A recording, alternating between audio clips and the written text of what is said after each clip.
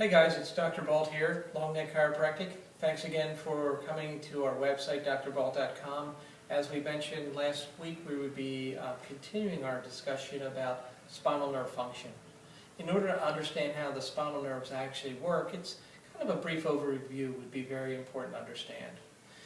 Located within your skull is something called your brain. Your brain is made up of about 65 billion nerve cells that are called neurons.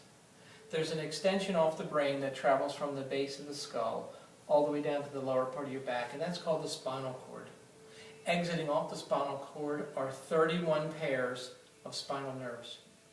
So the purpose of the nerve system is to bring information from your body to your brain and the response from your brain back down to your body. So the chiropractic theory is that as long as messages can travel from the brain to the body, from the body back and forth to the brain, without any issues, your body maintains itself in a situation that's called homeostasis. Homeostasis means a balance. Scientists have found that when the vertebrae, which are the spinal bones, become partially misaligned, so much so that it begins to compress or irritate those spinal nerves, the message is traveling from the body back up to the brain, or from the brain back up to the body, gets slightly altered. And as a result, there's a miscommunication. Miscommunications often show up in the body as some sort of ache or pain. And we call those somatic. Soma refers to the body. The muscles, the ligaments, the tendons, the joints, and stuff like that. There's another part of the nerve that's part of the exact nerve that's called the visceral part of the nerve. What I mean by that is the same nerve that might be supplying the upper leg also may be supplying the intestinal tract. So many of my patients come in with not only lower back and maybe a pain that radiates into the legs, but they mention to me that their bowels might not be functioning the way they normally have been. And they ask me, is there a relationship? I had a gentleman in this morning who was having this recurrent stomach issue. He had an endoscopy, which means he looked into his stomach, and a colonoscopy, and the doctor said he was fine, but he said he had some sort of reflux disorder.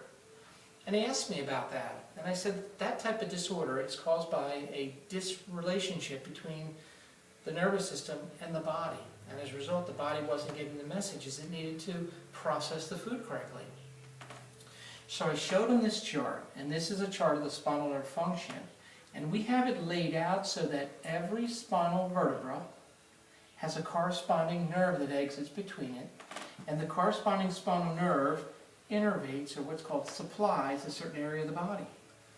And when there's a miscommunication due to misalignment, that area of the body doesn't work as well, and oftentimes people begin to developing symptoms. For example, lower neck trouble can not only give you ache in your neck, shoulder, or even arm, tingling, numbness, burning, or pain, but also is going to be related to people who have things like chronic sinus trouble, chronic throat problems. Problems between the shoulder blades are going to be linked to not only stiffness between the shoulder blades, but those nerves actually supply things like your stomach or your upper intestine. How many people do you know have a little acid reflux, or they seem to have a lot of gas that doesn't seem to pass well? Or even down a little bit lower, in the lower mid-back. Those respond to things like the kidney. How many people have recurrent kidney infections because of that tissue isn't working right?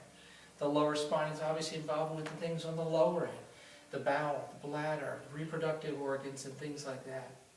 And we know when we completely disrupt the information between brain and body, they call that paralysis. If you disrupt it even to the weight of a dime, it cuts the nerve's ability to carry messages 70%. Now what happens over time is, if you think about your spine and you think about the symptoms you express as similar to what you might find in your car, where an oil light or a check engine light comes on, we initially have a little symptom that your body identifies. And so if we leave those uncorrected over time, the oil light not checked over time, we eventually can develop problems with our engine. So we may have some sort of symptom going on in our body. In our office we don't treat symptoms, we recognize them as an important indicator. But if you don't treat those over time, and if you continue to allow them to manifest and get worse and worse and worse, you can go from a condition where a symptom can be an indication that you're actually you're healthy, into a state of dis-ease, which means your body's not functioning right, into a state of disease. Patients come to me in all different states, ease, dis-ease, or disease. We try to bring them back towards the state of ease, where the body and the brain communicate. And obviously there's more aspects to just proper functioning of the nervous system. So we do a little discussions on nutrition, exercise, stress management. But in our office, our primary focus is to restore normal nerve balance between the brain and the body. And if we could do that, your body will then express itself the way that God intended it to be. We treat children from very young to older folks, well into the late 90s, and we see the returning of health every single day in our office. So I urge you to get in, or get your friend in, or a family member who might have some sort of issue that's being unresolved in other avenues of healthcare, and have us check it to see if there may be a spinal component to it. If there is, we can make the correction and allow the body to function the way it's supposed to. We look forward to hearing from you soon, and we look forward to giving you more messages next week.